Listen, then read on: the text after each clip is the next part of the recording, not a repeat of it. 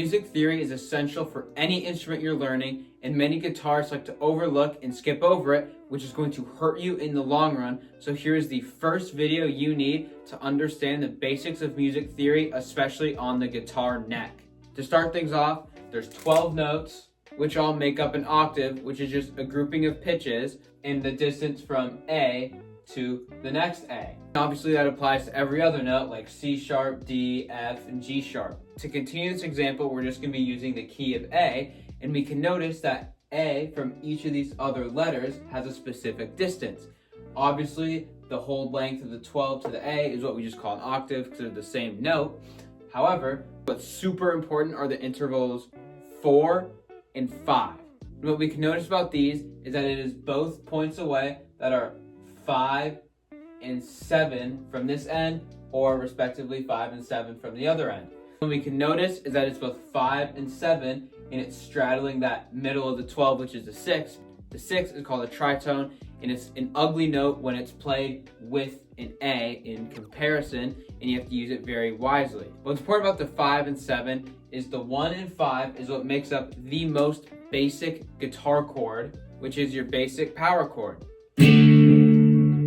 As we switch into other keys, obviously the 4th and 5th will switch with it. If we switch over by 3 degrees, numbers, whatever, obviously these would also shift by 3, just to clarify that. But here's why these are the two most important intervals.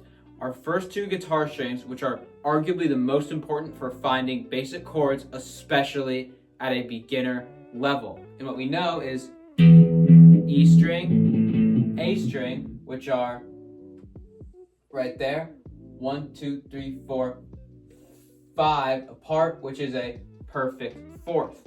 So if we want to navigate a perfect fourth, we just go anywhere on our E string, and then that exact same fret, just the next string over.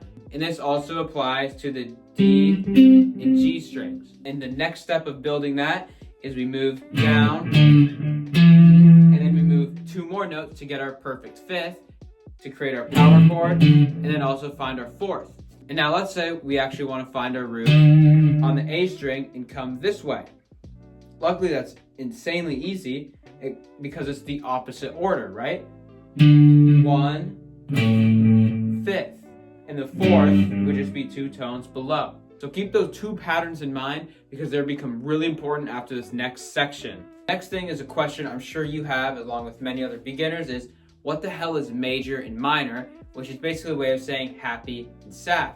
If we're talking in terms of the major scale, which is really how we always do it, is the 1, 4, and 5 of that major scale are major chords, while the 2, 3, and 6 are the minor chords. To keep this example easier, we have our A major scale written out. And quick notice, ignore the G because the 7 is pretty ugly for chord tones. As a beginner, just don't use it. It'll save you a lot of frustration.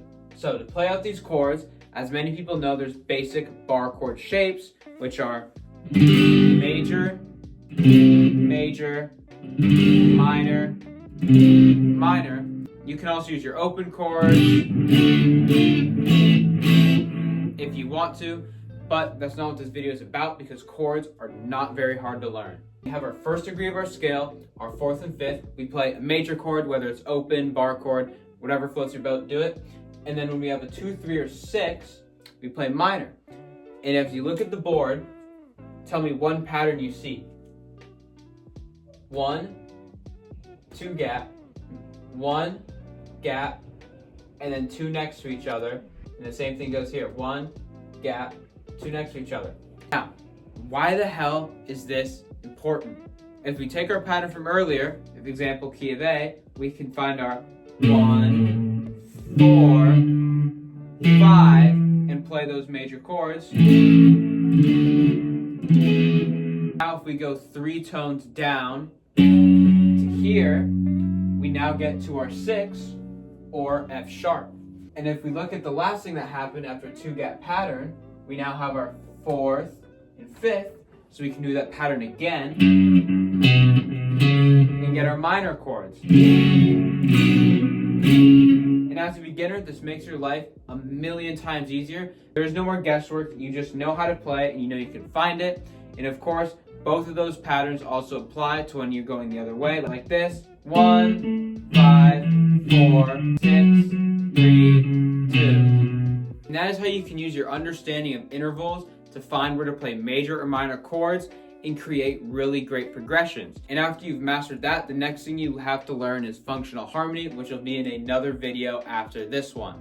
Last thing you need to learn to start your basics of music theory is what is your major scale. You have to understand what each degree is. 1, a minor second, a major second, minor third, so on. And of course, to make the major scale, you just play the majors and you ignore these minor degrees and the tritone, which then cut us down to the 7-note scale we know, which will easily play out like this if you're rooting from your E string.